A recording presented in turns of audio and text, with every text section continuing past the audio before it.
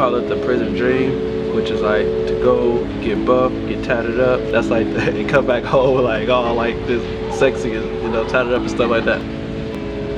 When I first got to prison, like I didn't start thinking about what I was gonna do. Probably, well, I used to think about it, but like I really didn't start thinking about it till it was almost my time to be let out, because I just wanted to focus on,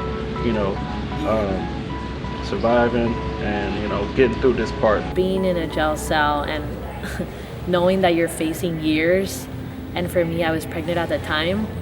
It was really.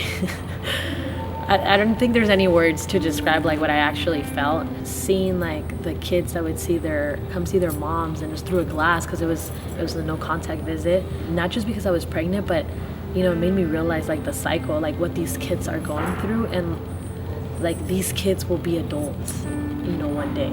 They had like trade schools and stuff in there. They had it to where you can get your GED and stuff. When you get out, it's like, who wants to hire somebody who like acquired their skills or education in prison, right? It's ingrained in your mind, like all these things that you do, that it's hard to think of yourself in a different position or like as a different person. After I had got out, I kind of had an idea that I wanted to be productive in some shape, form, or fashion. I wanted to go to school for sure. I wanted to get a job also, but like I didn't know how tough it would be. I remember applying. That I applied for government assistance, and I remember getting that letter. And I to this day, I remember like it was yesterday, going to the mailbox and opening the letter right there and then, and seeing that denied, and feeling like, well, I want to do good, but like, not even the government wants to help. I had no alternative left but to really go to school. So, I went to school my first semester. I had to like start all the way over pretty much. I didn't want my child to go to jail like I had. So I ended up going back to school, and like just professors were just like encouraging, like, you're doing really good, you should apply. I didn't even think about Cal as like an option. Like when I came into community college, like I just wanted to just, be done.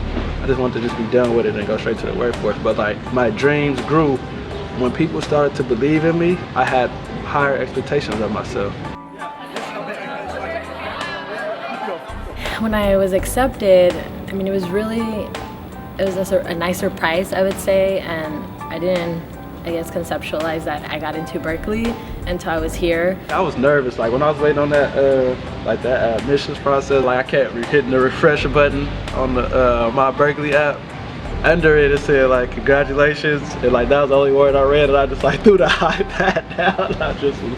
I was hella happy, like I was jumping up and down for joy. Talking about my past experiences as a formerly incarcerated person was not something that I was intending on doing, due to, I would say, for lack of a better words, the stigma of not wanting to be judged, or just people, to see me in a different way. So when I came to Berkeley, the first semester actually, I heard that folks were having a conversation about creating a space for formerly incarcerated students. I was like, Berkeley has formerly incarcerated students? What? Because people automatically don't think that, people who've been incarcerated or anything like that could even be at the university. Steven Cifra and Danny Murillo, they were both in prison before. And I know they were having a conversation along with a few other staff. In the long run, what we hope to accomplish is to have the university recognize USI as part of the university. We're just looking to do a lot of outreach to support those folks who want to transfer, who are coming out of prison, who are coming out of jail. With the Underground Scholars Initiative, we're dealing more with people who've been impacted by the criminal justice system. Like we try to create the pipeline from prison to school. We try to get people in higher education, because education at the end of the day reduces recidivism. Just because you've been previously incarcerated, that doesn't mean that you can't come to places like this one. It doesn't mean that, because you've done bad things or wrong things or you made mistakes, it doesn't take away the fact that you're still human, and we learn from our mistakes. So we do deserve to be in places like this, and our voices do matter in places like this. A mistake that a person made in the past doesn't define your future. Everybody makes mistakes. Everybody make bad decisions. some people commit crimes and just don't get caught for those crimes, you know. And but just because a person, you know, has a felony conviction or has been to jail or prison, you know, that doesn't mean that they should be ostracized from society, because at the end of the day, you know, we're people too. Yes, it's still hard to talk about it, especially when you talk about it with people who, I would say, like professors.